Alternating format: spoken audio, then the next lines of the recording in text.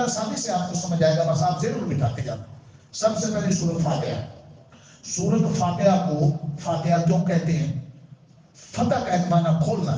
قرآن کھولتے ہی ترتیب کے اعتبار سے، نزول کے اعتبار سے یہ پہلی سورت نہیں ہے، ترتیب کے اعتبار سے سب سے پہلی سورت قرآن کھولتے سامنے یہ سورت آتی ہے، اس لیے فاتحہ. اس سورت کو ابتدائیہ بھی کہتے ہیں. اس سورت کو ام القرآن، پورے قرآن کی ماں، اصل اور بنیاد بھی کہتے ہیں. چونکہ قرآن مجید کی کل 114 صورتیں ہیں اور باقی 113 صورتوں میں جس چیز کو اللہ نے تفصیل سے بیان کیا ہے اس کو اللہ نے اختصار سے سورۃ فاتحہ میں بیان کیا. پورے قرآن مجید میں اللہ نے 5 چیزیں بنیادی کھول کھول کر بیان کی. دنیا میں مثال سے سمجھ لو، کسی بھی منزل تک آپ نے جانا ہے تو مسافر کو 5 چیزیں چاہیے. ایک سواری چاہیے جس پر سفر کر کے، ہوائی جہاز ہے، ریل گاڑی ہے، آپ کی گاڑی جس قدر عمدہ ہوگی، سواری عمدہ ہوگی، سفر اتنا آسان ہے. دوسرا رہبر چاہیے جو آپ کو راستہ بتلائے، خود ڈھونڈنے میں دقت. تیسرا چور ڈاکوؤں سے دفاع چاہیے، چور ڈاکو لوٹ لیتے. چوتھی چیز زیادہ راہ چاہیے، سفر کا خرچہ. اور 5ویں چیز راستہ چاہیے. دنیا میں حصی طور پر کسی منزل تک پہنچنا تو کتنی چیزیں؟ ہم سب مسافر ہیں، جنت سے آئے ہمارے ماں باپ حضرت آدم حوا، ہم سارے واپس جنت میں جانا چاہتے ہیں. چاہتے ہو؟ جنت کے مسافروں کو جن 5 چیزوں کی زندگی میں ضرورت تھی، اللہ نے 5 سورۃ فاتحہ میں بیان. ایاک نعبد، اللہ ہم تیری عبادت کرتے ہیں، کریں گے. وہ عبادت نماز، روزہ، تلاوت، ذکر، صدقہ، خیرات، ماں باپ کی خدمت، حج عمرہ. یہ عبادت جنت کے مسافروں کا زیادہ راہ ہے. اگر اس میں فرضوں میں کمی ہوگی تو نفلوں سے پوری ہوگی. نفلی صدقے، نفلی نماز، نفلی عمرے، تلاوت، ذکر، یہ عبادت. ایاک نستعین، اللہ ہم تو سے تیری مدد مانگتے ہیں. یہ اللہ کی مدد، یہ جنت تک جانے والوں کے لیے سواری ہے. جس کو جتنی اللہ کی مدد مل جائے اس کے لیے اتنا مشکل کام. حضرت ابراہیم کے ساتھ مدد کی، وہ آپ میں نہیں جا رہے. موسیٰ کلیم اللہ کے لیے سمندر سے راستے ہیں. اللہ کی مدد ہو تو سارا قرآن پڑھ جائے اور کوئی غلطی نہ کرے. اللہ کی مدد ہو تو سارا قرآن اس دماغ کی کھوپڑی میں آ جائے. اگر اللہ کی مدد چھپ جائے تو دماغ کا ڈاکٹر مجھے ملا، اس کا والد لے کر، وہ دماغ کا ڈاکٹر، اس کا اپنا دماغ فیل ہو. اللہ کی مدد مانگتے رہے، یہ بہت بڑی چیز ہے. اور تیسری چیز، اہدنا الصراط المستقیم، صراط مستقیم اللہ نے دکھا دے، یہ جنت میں جانے والا راستہ ہے. اور صراط الذین انعمت علیہم، اللہ ان لوگوں کا کے پیچھے چلا جن پر تیرا انعام ہے. وہ انعام یافتہ لوگ انبیاء، صدیقین، شہداء، اولیاء، 4 لوگ. قرآن مجید میں دین الذین انعم اللہ علیہم من النبیین والصدیقین والشہداء والصالحین. قرآن میں کہا حسن اولئک رفیقا. ان 4 لوگوں کے پیچھے آپ رہیں گے دنیا میں، تجارت کریں، خوشی غمی کریں، جو بھی، تو آپ کو جنت کا راستہ ملے گا. سب سے پہلے کون؟ انبیاء. نمبر 2 صدیقین، جو ظاہر بات کے سچے شہید، دین سے اتنے مخلص کے جان بھی دینے کو تیار، اور صالح نیک لوگ. 5ویں چیز جن کے پیچھے چلنے سے بچنا ہے وہ اس راستے کے چور ڈاکو، غیر المغضوب علیہم والضالین. یا اللہ جن پر میرا غضب ہے، جو گمراہ ہیں، ان کے پیچھے نہ چلا. وہ کون ہیں؟ یہودی، کافر، عیسائی، جاہل، بدعمل. آخری بات ہے، انہوں نے بہت جامع تفصیلات کو بتلائی. سورۃ فاتحہ. اللہ اکبر. ہر مسلمان نماز میں کبھی پڑھے یا روز پڑھے مانگتا یہ ہے کہ اللہ انبیاء کے پیچھے چلا، صدیقین، اولیاء کے پیچھے. کافروں کے پیچھے بیٹھ جا کر چلتے، ان کے پیچھے یہ لباس ہونے والا، شکل ہونے والی، منصوبے ہونے والے، پالیسی ہونے والی، غلامی، ان کی نبیوں کو تو زندگی میں چھوٹی نہیں. یہ کتنے لوگ نا پالیسی، یہ کتنے لوگ نہیں. ہم رنگ سے دماغ میں کیا کیا جا کر کیا کر رہے ہیں. اپنے بارے سوچیں، اپنی ملت کے بارے سوچیں. اللہ بار بار سوچنے کی توفیق عطا. یہ سورۃ فاتحہ پورے قرآن کا بھی خلاصہ ہے علم کے اعتبار سے، اس لیے ہر نماز میں سورۃ فاتحہ پڑھی جاتی ہے. اس کو ام القرآن کا. اگلی سورۃ بقرہ ہے. اور جو اچھا سورۃ فاتحہ جو ہے یہ مکی سورت ہے. ابتدائی مکی حضور کی زندگی میں 40 سال میں نبوت ملی اور نبوت 13 سالہ مکہ میں رہے، تو ابتدا میں نازل ہونے والی صورتوں میں سے یہ سورۃ بقرہ جانتے ہیں. سورۃ بقرہ یہ مدنی سورت اور ابتدائی مدنی زندگی میں نازل. قرآن مجید میں سب سے بڑی سورت سورۃ بقرہ. یہ کم و بیش 2 پارے 28 پارے کے قریب سب سے بڑی. بقرہ عربی میں گائے کو کہتے ہیں. اس میں گائے کا واقعہ ہے، اس لیے سورت کو بقرہ کہا جاتا ہے. وہ واقعہ ذہن میں رکھ لینا جلدی جلدی. ہوا یہ بڑی عبرت کی بات ہے، بنو اسرائیل میں چچا مالدار تھا، اس کی اولاد تھی نہیں، تو بھتیجا لالچی کا، بھتیجے نے چچے کا مال ہتھیانے کے لیے چچے کو قتل کر ڈالا، اور قتل کر کے کسی راتوں رات دوسرے کے دروازے پہ لاش پھینک دی. اور صبح جب جن کے دروازے پر کیا ملی لاش، وہ قاتل بن گئے. اور مقتول کے جو دیگر گستاخ کے لوگ تھے وہ ان سے لڑنے مرنے کے لیے توڑ گئے. وہ کیا قاتل نہیں, وہ کہ تم قاتل ہو, لاش تمہارے دروازے سے ملی. قاتل حقیقت میں کون تھا؟ کتنی فرق. اللہ اکبر. اگر دین اور ایمان اندر سے نکل جائے تو بتیجے چچے کے اور بیٹے باپ کے قاتل بن جاتے ہیں. ہمارے اپنے گاؤں میں باپ ہو گئی, ماں ہو گئی, ایک بیٹا تھا, ماں ہو گئی, اور بتاڑا تھا اپنے آپ کو, اس کی ضرورت تھی. حرام تھا ہمارے معاشرے میں, حرام کرے کوئی کچھ حلال کرے پیچھے ہٹ جائے. تو اس باپ نے شادی کا. تو آج کل ہمارے معاشرے کا بگاڑ خیر کا کوئی رشتے داروں میں مزے دار غلط پڑھ کے پڑا. اور پہلے والوں اس لڑکے کے کام بھلے 18 سال کا تھا کہ تیرے باپ نے ساری جائیداد دوسری تیری ماں کو دے دینی, یہ کر دینا, وہ کر دینا. وہ کام عمر تھا, عید کی تربیت تھی, ایسا پاپ کیا حضرت لوگوں نے. 18 سال کے بیٹے نے اپنے سگے باپ کو کہا کہ ارے نو بولا میں اس بچے کو جانتا ہوں, اس کے باپ کو. اچھا اگر پکڑا کا لڑکا اور سارے کاغذ اور وہ اس کی حقیقت کھلی تو ساری جائیداد اسی بیٹے کے نام. کیا زندگی ہے, اس سے دل کی باتیں ہیں. خدا اگر اللہ کا خوف اور آخرت سامنے آ جائے تو کسی کے جنے ہوئے ہوتے ہیں اور وہ سب کی مالش کرتے. میرے ساتھ کتنا گیا ہوتا, آپ مجھے شکوا بیٹھے دیکھے قوم کے جنے ہوئے میرے بچوں کو تو کبھی کبھی کوئی نہ ہو تو ان کو بعد موقع ملے گا. عبد الرحمان کا نانا فوت ہوا تو میرے پاؤں کا تیل کرتا پھر لگاتا پھر رہا. چاند دن میں نے کوئی نہیں تھا, عبداللہ آ گیا تیل لے کر. ورنہ قوم کے بچے ہیں اور ہم اتنی وقت دیتے ہیں, خدمت دیتے ہیں. یہ دین ہے. خدا نے غور کرے, سبھی بھتیجے نے چچے کو قتل کیا. اب جھوٹا پروپیگنڈا کہ قاتل کسی اور کو بنا دیا. قریب تھا کہ لوگ خاندانوں میں کیا ہو جاتی لڑائی. اللہ نے وقت کے نبی حضرت موسیٰ کلیم اللہ پر بھیجا. اللہ بھی اللہ موسیٰ کلیم اللہ کو کہا جی ان مقتول کے وارثوں کو کہو ایک لال رنگ کی جس میں کوئی دھبا نہ ہو, باغ نہ ہو, گائے ذبح کریں اور اس گائے کو مقتول جو بندہ قتل ہوا ہے اس کے جسم کے ساتھ مس کریں. اللہ نے وقت کے نبی پر وحی نازل کی. اس سے مقتول خود زندہ ہو گیا اور اس نے زندہ ہو کر بتلایا کہ میرا قاتل میرا بھتیجا غلام. حقیقت کھول گئی. اس واقعہ کو اللہ تعالیٰ نے عبرت کے لیے اپنے آخری نبی قرآن مجید میں نازل کیا سورہ بقرہ میں. اس لیے سورت کو سورت بقرہ کہتے ہیں. درمیان میں جا کر اس سورت کے آگے پانے کے بعد اور تفصیل سے 1.5 رکوع میں حصہ ہے. اور اسی انہی دنوں میں بنو اسرائیل میں ایک اور ذہن بھی لوگوں میں بن گیا تھا کہ مرنے کے بعد دوبارہ زندہ نہیں ہونا. تو بہت سے لوگ سمجھتے کہ دنیا کی زندگی سب کچھ ہے, آخرت کوئی چیز نہیں. اللہ کو یہ بات میں سمجھانا مقصود تھا کہ مرنے کے بعد کیا ہونا.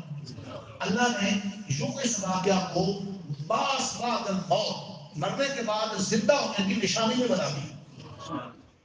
تیسرا اس میں حکمت یہ تھی کہ مصر میں یہ رہتی تھی بنو اسرائیل قوم, تو فرعونیوں کے ساتھ وہاں کچھ لوگوں میں ایک بیماری پیدا ہو گئی تھی بت پرستی. تو یہ جو ماحول ہے نا, جو آپ نیکی کے ماحول میں آ جائیں آپ کے لیے نیکی آسان ہو جائے گی, برائی کے ماحول میں چلے جائیں گے تو رفتہ رفتہ بچے نشئی ہو جائیں گے. وہ لوگ جو لوگوں کا نظریہ بن گیا کہ گائے خدا ہے, جیسے ہندو آج اللہ نور کے نظریے کا کیا کرنا رد کرنا تھا کہ خدا کو تو ذبح نہیں کیا جاتا. اس لیے حکمت تھی کہ اللہ نے گائے ذبح کر.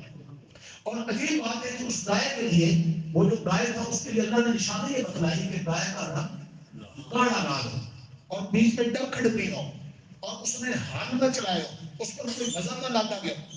اور ایسی شرائط والی صفات والی گائے جب لوگوں نے ڈھونڈنی شروع کی تو کسی سے ملی نہیں, ایک آدمی سے ملی. اور جب کوئی چیز بات میں شارٹ ہو جائے تو مہنگی ہوتی. اور اس بندے نے کہا میں تو گائے تب دوں گا جتنی گائے کی چمڑی ہے اتنے مجھے پیسے ملے ہوں گے. اور چمڑی پیسوں سے بھر اور وہ مجبور تھے, کرتے کیا نہ کرتے, قاتل معلوم کرنا تھا.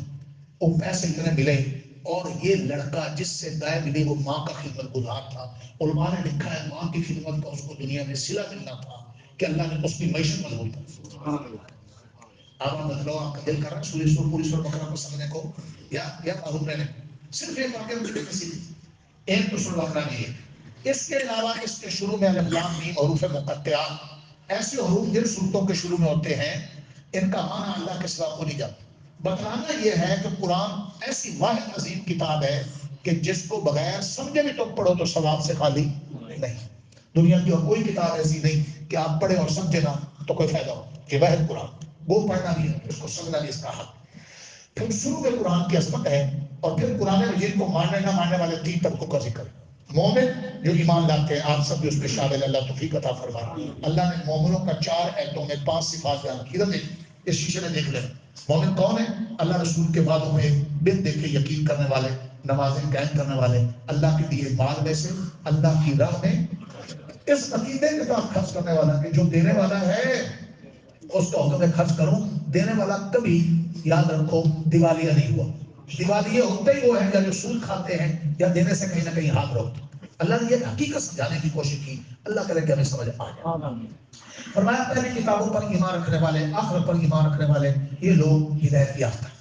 کافروں کا دو آیتوں میں ذکر کیا، جو اللہ اور نبی کی بات کا انکار کرتے ہیں اور اسی انکار میں مر جاتے ہیں، ان کے لیے سخت عذاب۔ آگے حیران کن بات کہ مومنوں کا 4 آیتوں میں، کافروں کا 2 آیتوں میں ذکر، چونکہ مومن کا معاملہ بھی واضح ہے، کافر کا معاملہ بھی، منافق کا معاملہ بڑا خطمت کا شکار ہے۔ وہ اوپر سے کلمہ بھی پڑھتا ہے، محبت بھی خیر خائی کا دعوے دار ہے، اندر سے جڑیں کاٹتا ہے، اندر سے دشمن اور بغض رکھتا ہے۔ اللہ نے منافقوں کا جب تذکرہ کیا تو 13 آیتوں میں مثالیں دے دے پورا دوسرا رکھو۔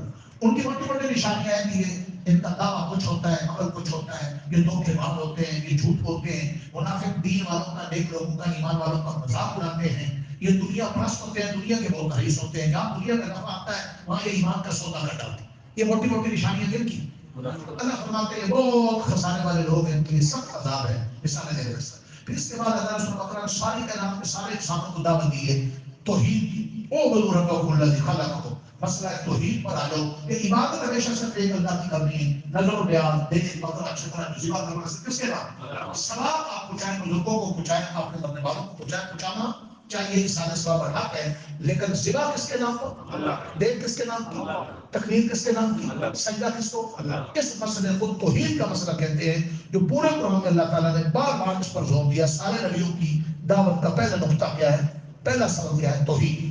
اس کی تفصیل ہے، پھر رسالت کا مسئلہ ہے، اور سب سے افضل رسول، رسول اللہ کا نمائندہ ہوتا ہے، اللہ سے وحی کا پیغام دیتا ہے، بندوں کو دیتا ہے۔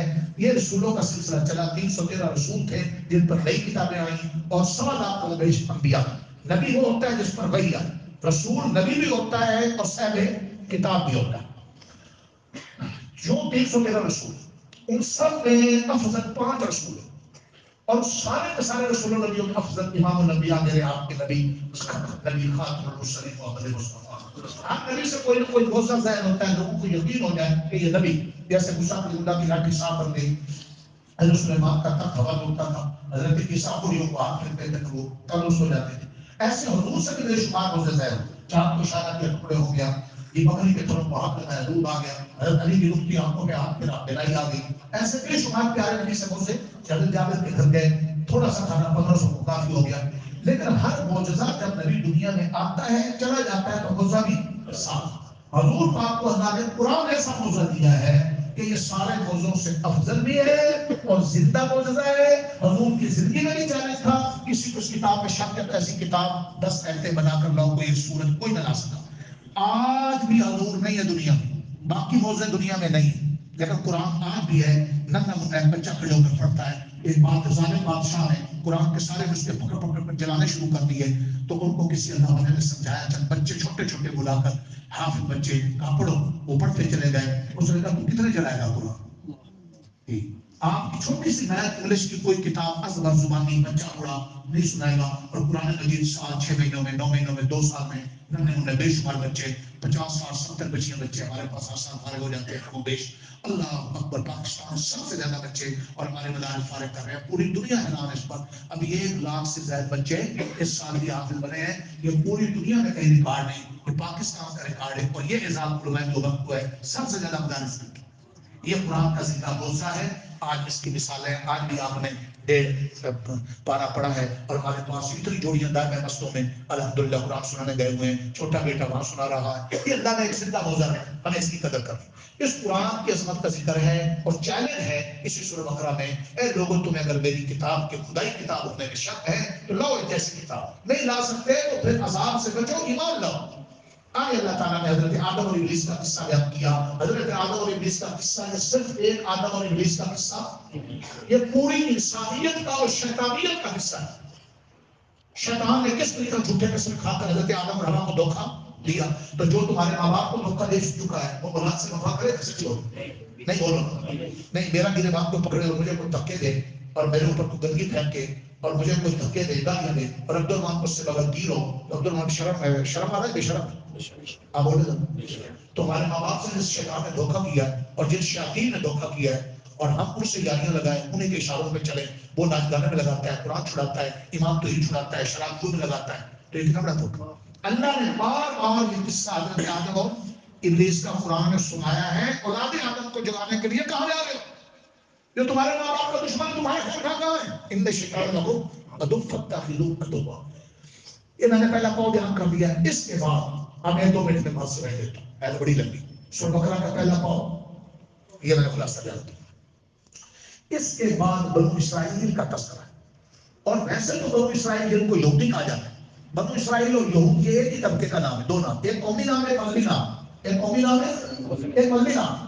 پورے قرآن مجید میں ایک ہی نقطہ ہے، وہ دعا کرنے لگا، پورے قرآن مجید میں سب سے زیادہ برائی 3 طبقوں کی، ایک تو شیاطین کی، شیاطین سے بھی زیادہ اللہ نے جو مذمت بیان کی ہے منافقین کی اور یہود کی۔ کب ہوئی؟ منافق اور یہود، یہ بڑے خطرناک۔ یہودیوں کی ہسٹری ہمیشہ اچھی رہی، ہزاروں انبیاء کے قاتل ہوئے جی، اور آج بھی غزہ میں جو کچھ ہو رہا اور یہ اسرائیل کو بسایا گیا اور دنیا بھر کے یہودی کو سے سمٹ کر اور انہوں نے کیسے آخرت تک کے مارے ہیں۔ امت مسلمہ کے لیڈر بھی آپ کے سامنے ہے کہ غزہ کے لیے مجموعی طور پر کو کردار ادا کرنے سے عاجز ہے۔ آپ اس سے یہ سوچیں کہ جو اللہ کے رسول نے فرمایا پوری دنیا کے مسلمان ایک سب کی بات ہے، ایک عام کتنے پر ایک سب بچین جو لیڈر اور جو حکمران اور جو لاٹھی والے، ڈنڈے والے، سوٹے والے اور جو طاقت والے، حکومت والے دنیا میں جہاں پہ بھی نام نہاد مسلمان ہیں، وہ امت مسلمہ کے ان بچوں کے حالات پر عورتوں مردوں کے مضبوطی سے کھڑے ہیں لیکن بھوک سے نڈال ہو کر ان کی ہڈیاں نہیں دیکھی جاتی، جو ان کے لیے کوئی لائحہ عمل نہیں ہوتا۔ تو یہ دل و رات کی پیغام ہے کہ یہ جن کو ہم اپنا سکتے ہیں یہ ہمارے کام ہیں، ان یہودوں میں سارا کے زیادہ، اور یہ یہود کی چالیں اور مکاریاں قرآن میں سورہ بقرہ میں سب سے زیادہ یہود کی مذمت کی، کھول کھول کر میں نے بتایا سوا پر ایک پاؤ کے بعد اللہ تعالیٰ نے ان کی مذمت اور ان کی کردار کشی کی۔ سوال ہوتا ہے کہ ایبو کو کیا ڈالنا چاہیے؟ اللہ کو کہتے ہیں ایبو کو کیا ڈالنا؟ تو یہودی اور منافقوں کا جب تذکرہ قرآن میں کہیں بھی شروع ہو جاتا ہے، اللہ ان کے ایک ایک عہد کو کھول کے ان کی ایک ایک نشانی کھول کھول کر بتاتا ہے۔ بھیا 2 مسئلے، یہ مکھن نکال کر دے 2 مسئلے، ایک اس لیے کہ کہیں میرے مخلص بنتے سادگی میں ان کی چال میں اور ان کے جال میں پھنس گئے، چپے میں رہے، اور دوسری وجہ یہ ہے کہ اللہ اپنے بندوں کو آگاہ کرنا چاہتے ہیں کہ سخت عذاب میں مبتلا ہونے والے ہیں، ان کے پیچھے چلو کہ تم بھی سخت عذاب میں مبتلا ہو۔ اس لیے اللہ کے پور کھول کہ یہ یہودی بنی اسرائیل والے یہود، ان پر اللہ نے بڑی محنت کی، فرعون ظلم کرتا تھا، فرعون کو گھر کر کے ان کو وہ کھلتا ہے، اللہ نے نبی ہے ان کو ان کے شام جیسے زرخیز کھلتے بھی، لیکن انہوں نے نیتوں کی ناقدری کی، ناشکری کی، تکبر کیا، حریص ہو گئے، لالچی بن گئے، جادو ٹونے میں لگ گئے، جادو ٹونا کرتے آج آپ دیکھیں خاندان میں جادو ٹونا، قرآن کی کوئی تاکید دینے کو ویسے تیار نہیں ہے، جادو ٹونے کی عورتیں جا رہی بن جا رہی، جادو ٹونا ان کا خاص پیشہ تھا، کن کا؟ جو انبیاء کے قاتل حریص پڑے تھے، علماء سمجھاتے ان کو گنا کر اللہ نے ان کی ہسٹری سورہ بقرہ میں سب سے زیادہ کھول کر بیان کی۔ یوں ان کی ہسٹری بیان ہوتے ہوتے پھر آگے آدھی سورہ بقرہ تک پہنچ گئے اور وہاں اللہ تعالیٰ نے لیس البر پورے دین کی ایک ایسی بیان کی ہے جس کو ایت بر کہتے ہیں، اس میں پورے دین کا خلاصہ بیان کر دیا کہ یہودی عیسائی آپس میں پتہ کیا یہودی کہتے تھے ہم آپ پر ہیں، عیسائی کہتے تھے ہم آپ پر ہیں، اور مسلمانوں سے جھگڑتے تھے قبلے کے بارے میں۔ 16-17 ماہ اللہ تعالیٰ نے یہودیوں کو مانوس کرنے کے لیے حضور کو حکم دیا جب مدینے گئے کہ آپ ان کے قبلے کی طرف بیت المقدس کی طرف رخ کر لیں، اللہ نے حکم دیا، لیکن ایسے شرافی اور خبیث تھے مانوس ہونے کی بجائے یہ دشمنی رہی۔ اللہ تعالیٰ نے ہمیشہ کے لیے اللہ تعالیٰ کو پسند کی، بیت اللہ سب سے افضل تھا اور جد ابراہیم کا بھی قبلہ تھا، اور جد ابراہیم حضور کے جد تھے اور انہیں کی دعا کی صدقے میں حضور تشریف لائے تھے، حضور کی تمنا بھی یہی تھی، اللہ کو پسند بھی یہی تھا۔ بہت تفصیل سے پہلے پارے میں اور دوسرے پارے میں بیت اللہ کی عظمت ہے، اس لیے بیت اللہ اللہ نے ہر زندگی ایک بار رسالت کے خطاب فرض کیا، بار بار بیان کا اعزاز ہے، اللہ نے اپنے نبی کو حکم دیا آپ بیت اللہ کی طرف رخ کر لیں، اور ہمیشہ کے لیے آپ کا آپ کی امت کا قبلہ اور افضل قبلہ بیت اللہ۔ اور اس میں ایک امتحان بھی تھا کہ کون چگوئیاں کرتے ہیں اور کون ایماندار۔ اب انہوں نے منہ کھول لیے کہ محمد چل کر اس پر رخ کرتے رہے، اس پر رخ کر لیے، یہ کیا محمد کا دین ہے نہیں؟ کوئی کہہ یہودی کہ ہماری جیت افضل ہے، عیسائی کہ ہماری جیت افضل ہے، مسلمان آگے سے کہ ہمارا خلا افضل ہے۔ اللہ نے نصیحت کر دی سب کو کہ یاد رکھ لو کوئی جیت، کوئی مقام اپنی ذات میں کچھ بھی نہیں، اصل چیز اللہ کا حکم۔ جب تک اللہ کا حکم بیت المقدس پر رخ کرنے کا تھا، اللہ کے رسول اور مسلمانوں پر رخ کر لیا۔ جب اللہ کا حکم بیت اللہ پر رخ کرنے کا آ گیا، اس پر رخ کر لیا۔ اصل ہم پجاری عبادت کرنے والے کس کے ہیں؟ کسی مکان اور جہت کے نہیں ہیں، اصل تو ہم پجاری اللہ کے ہیں، اللہ کے حکم کے ہیں۔ اللہ نے یہ حقیقت سمجھائی اور ان کا پور کھل گیا، ان کی خواص اور شرارتیں کھل گئی۔ یہ تفصیل سے اللہ فرماتے ہیں فضول باتیں کبھی نہ کرو، اللہ پر ایمان لاؤ، آخر پر ایمان لاؤ، مسکین و یتیم و رشتہ داروں کا خیال کرو، ماں باپ کا خیال کرو، سچ بولنا کرو، اللہ کے لیے مال اللہ کی راہ میں نیکی کام میں خرچ کیا کرو۔ اگر یہ صفات تمہارے اندر آ گئی تو دنیا آخرت کی کامیابی پانے والے ہو۔ اس کے بعد یہ جو ایت دل پورے دین کا نچوڑ ہے، اس کی تفصیلات ہیں۔ پھر فرمایا اللہ نے روزہ فرض کر دیا۔ روزے کا مقصد اللہ کے بجٹ کی کمی نہیں کی، فرمایا تمہیں متقی بنانا چاہتا ہوں، اور اگر واقعی روزے کے آداب کا لحاظ رکھ کے روزہ رکھا جائے تو روزہ انسان کی زندگی میں انقلاب جسمانی روحانی طور پر برپا کرتا ہے۔ اللہ مجھے اور آپ کو توفیق عطا فرمائے۔ جس روزے میں حلال کی حلال کھانا پینا نہ چھڑوایا تو اس روزے میں اور رمضان میں جو سود جھوٹ دھوکہ خیانت ملاوٹ جوا گھڑی گاڑی مڈانا گانا گلوچ فلم ڈرامہ وہ ہمیشہ تو جائز ہے، وہ کیسے جائز ہو؟ خدا را کم سے کم رمضان چند دن کورس ہے، ان ساری چیزوں کو چھوڑ دو اور اللہ سے دعا مانگتے رہو کہ اللہ ہمیشہ ہمیں آپ کی دوستی والے زندگی گزارنے کی توفیق عطا فرمائے۔ اللہ نے بات یہ بتلائی کہ اگر کوئی کسی کو قتل کر دینا تو قاتل کو بدلے میں قتل کیا جائے، اس میں زندگی وجہ اگر واقعی قاتل کو پتا ہو کہ میں نے کیا ہونا قتل کروں گا، قتل کیا جاؤں گا، تو قاتل 1000 بار سوچے گا، تو قاتل جب 1000 بار سوچے گا وہ قتل نہیں کرے گا، تو خود قاتل بھی خود بھی بچ جائے گا اور مقتول بھی بچ جائے گا۔ لیکن آپ کرائے پہ قاتل نہیں جاتے، جب قاتل کو پتا ہے کہ میں نے رشوت دے کے چھوٹ جانا ہے اور سزائیں جاری نہیں ہوتی، اس کا نتیجہ یہ کہ آئے دن ہر جگہ قتل عام۔ اللہ نے قانون بیان کیا ہے اگر واقعی قاتل کو سزا دی جائے تو اس میں لوگوں کی زندگیاں ہیں۔ اسی طرح فرمایا جب تم مرنے لگو اور تمہیں موت کے آثار محسوس ہونے لگے، بیماری کی شکل میں، بڑھاپے کی شکل میں، اللہ نے حکم دیا نصیحت کر دیا کرو شریعت کے بارے میں بچوں کو تاکہ وہ اس کی پابندی کریں۔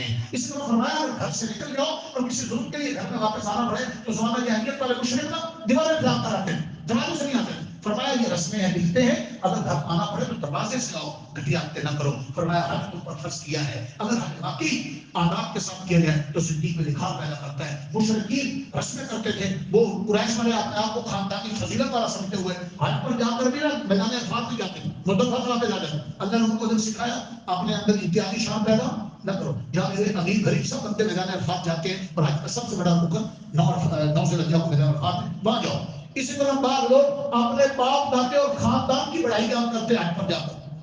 اللہ نے تنبیہ کی کہ حج پر اپنے کو مٹانے آنا ہو، خاندان کی بڑائی بیان کرنے جہاں بھی تمہاری زبانوں پر ذکر ہو، خاندانوں کا، قبیلوں کا، پارٹیوں کا نہ ہو بلکہ میری بڑائی ہو، یہ ادب سکھایا۔ اور ابھی شہر سدیس نے سعودی حکومت انہوں نے سب کی پابندی کر دی۔ کوئی کسی سیاسی پارٹی کا حرم میں بیت اللہ کا طواف کرتے مینار خان میں نعرہ نہیں لگا سکتا، وہاں ایک ہی نعرہ لبیک اللہم لبیک لبیک لا شریک لک لبیک یا اللہ اکبر۔ اللہ نے یہ اصلاح کی ہے اور فرمایا دنیا میں آج کی آخری بات، دو طرح کے لوگ ہر زمانے میں رہے ہیں۔ کچھ میرے وہ بندے ہیں جو ہر وقت اس فکر میں ہیں کہ اللہ ہماری آخرت بن جائے، آخرت بن جائے۔ اللہ فرماتے ہیں ان کی آخرت کو بتا دیتا ہوں اور دنیا بھی ان کے مقدر میں جو لکھی ہے وہ اچھے طریقے سے لکھی ہے۔ اور کچھ ہر دور میں ایسے رہے ہیں جو ان کی دن رات پڑھائی جمع پونجی منصوبہ بندی ہر دنیا دنیا دنیا دنیا۔ اللہ فرماتے ہیں مقدر سے زیادہ دوں گا بھی نہیں، یہ میرے پسندیدہ راستے پر نہیں ہے، یہ کافروں کے راستے پر ہے۔ آج کے سبق کی آخری بات ہے، کیا مجھے اور آپ کو سوچنا نہیں چاہیے کہ ہم اپنی ساری محنت کا بھاگ دوڑ کا میعاد دنیا نہ بنے۔ دنیا ضرورت ہے ضرور، جیسے گھر کے اندر لیٹرین ضرورت، لیکن لیٹرین دل تو نہیں رہا ہے، لیٹرین پر جانا نہیں۔ دنیا ضرور ہے، آخرت اور دین مقصد ہے۔ ایسا تو نہیں کہ ہم جو دین اور آخرت مقصد ہے اس کو ضرور جتنا بھی وقت نہ دیں اور جب دنیا ضرورت ہے اس کا مقصد بنا لیں۔ آج کے سبق میں جہاں انہوں نے بریک لگائی وہ آخری مسئلہ یہ بیان ہو رہا ہے، 1.5 پارہ پڑھا گیا۔ اللہ تعالیٰ آسانی فرمائے، آج طویل بھی تھی، ایسا آسانی بھی چلی جائے، اللہ کی بارگاہ میں قبول فرمائے۔